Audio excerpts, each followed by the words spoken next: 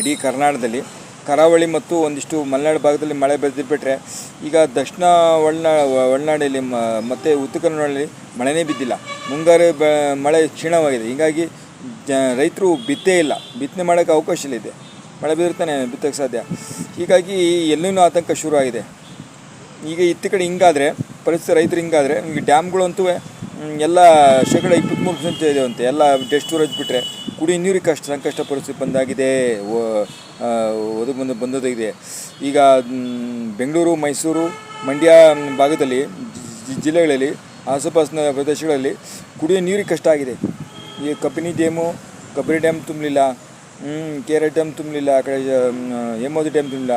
ಹೀಗಾಗಿ ತಮಿಳ್ನಾಡಿಗೆ ನೀರು ಕೊಡೋದು ಹೆಂಗೆ ಸಾಧ್ಯ? ನಮಗೆ ಕುಡಿಯೋಕ್ಕೆ ನೀರಿಲ್ಲ, ಹಂಗಾಗ್ಬಿಟ್ಟಿದೆ.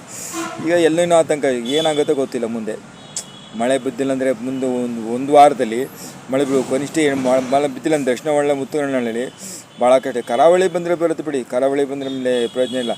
ದಕ್ಷಿಣ ಒಳನಾಡಿ ಈ ಕೊಡಗು, ಮೈಸೂರು, ಚಾಮರಾಜನಗರ, ಮಂಡ್ಯ ಅಲ್ಲಿ ಮಳೆ ಬೀಳಬೇಕು. ಮಂಡ್ಯ ಅಲ್ಲ, ಮೈಸೂರು, ಚಾಮರಾಜನಗರ, ಕೊಡಗು 3 ಜಿಲ್ಲೆಯಲ್ಲಿ ಮಳೆ ಬಂದರೆ ಮಾಡೋದು ಮಂಡ್ಯ ಮೂಲಕ ಬೆಂಗಳೂರು ಮಾತ್ರ ಬೆಂಗಳೂರು ಬಸ್ ಇರುತ್ತೆ.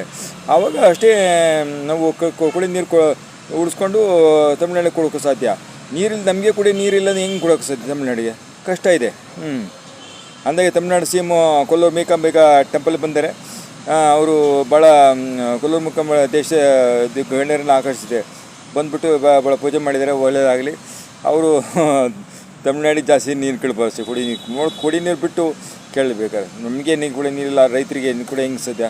ನಮಗೆ ಕುಡಿಯೋಕ್ಕೆ ನೀರಿಲ್ಲ, ಕರ್ನಾಟಕ ಕುಡಿಯೋ ಹೆಂಗೆ ಸಾಧ್ಯ ರೈತರಿಗೆ? ಕಾವೇರಿಯಿಂದ ಕೆರೆ ಡ್ಯಾಮಿಂದ ಕಷ್ಟ ಇದೆ. ಈಗ ಇನ್ನು ಈ ಕಡೆ ವಿಧಾನ ಪರಿಷತ್ನ 7ನೇ ಸ್ಥಾನಕ್ಕೆ ಅಂದರೆ ಒಂದು ಸ್ಥಾನದಲ್ಲಿ ಕೊನೆಯ ಒಂದು ಸ್ಥಾನ ನೆಕ್ಸ್ಟ್ ಫೈಟ್ ಇದೆ. JDSನ ಗೋವಿಂದರಾಜು ಮತ್ತು ಕಾಂಗ್ರೆಸ್ನ ವಿನಯ್ ಕಾರ್ತಿಕ್ ನಡುವೆ. ಇಬ್ಬರಿಗೂ 28 ಸ್ಥಾನ ಬೇಕು, ಕೊನೆಯ ಒಂದು ಸ್ಥಾನ 28 ಸ್ಥಾನ ಬೇಕು. ಈಗ JDSನ ಗೋವಿಂದರಾಜು ಅವರಿಗೆ ಎಷ್ಟಿದೆ?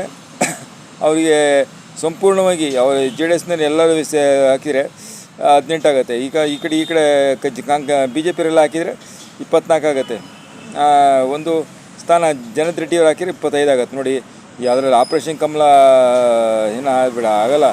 ಈ ಒಳಗಾಗಿದ್ರಲ್ಲ ಸೋಮಶೇಖರ್ ಶಿವರಾಮ ಮತ್ತೆ ಕಾಂಗ್ರೆಸ್ ಹೋಗ್ಬಿಡಿದ್ರೆ, ಅವರಿಂದ ಮತ್ತೆ ಕಾಂಗ್ರೆಸ್ ಹಾಕ್ಬಿಟ್ರೆ ಸೋತ್ಬಿಡ್ತಾರೆ ಯಾರು ಗೋವಿಂದರಾಜು. ಇವರು ಮತ್ತೆ ಏನಾಗುತ್ತೆ ಗೊತ್ತಿಲ್ಲ. ಲತಾ ಮಲ್ಲಿಕಾರ್ಜುನ ಮತ್ತು ದಶರಥ ಪುಟ್ಟಣ್ಣ ಅವರು ಕಾಂಗ್ರೆಸ್ ಹಾಕ್ಬಿಡ್ತಾರೆ. ಮುಂದೆ ಹಿಂಗಾಗ್ಬಿಟ್ರೆ ಈಗ ಕಾಂಗ್ರೆಸ್ ಗೆಲುವು ಸ್ವಲ್ಪ ಒಂಚೂರು ಜಾಸ್ತಿ ಇದೆ. JDSನ ಸ್ವಲ್ಪ ಕಷ್ಟಪಡ್ಬೇಕು.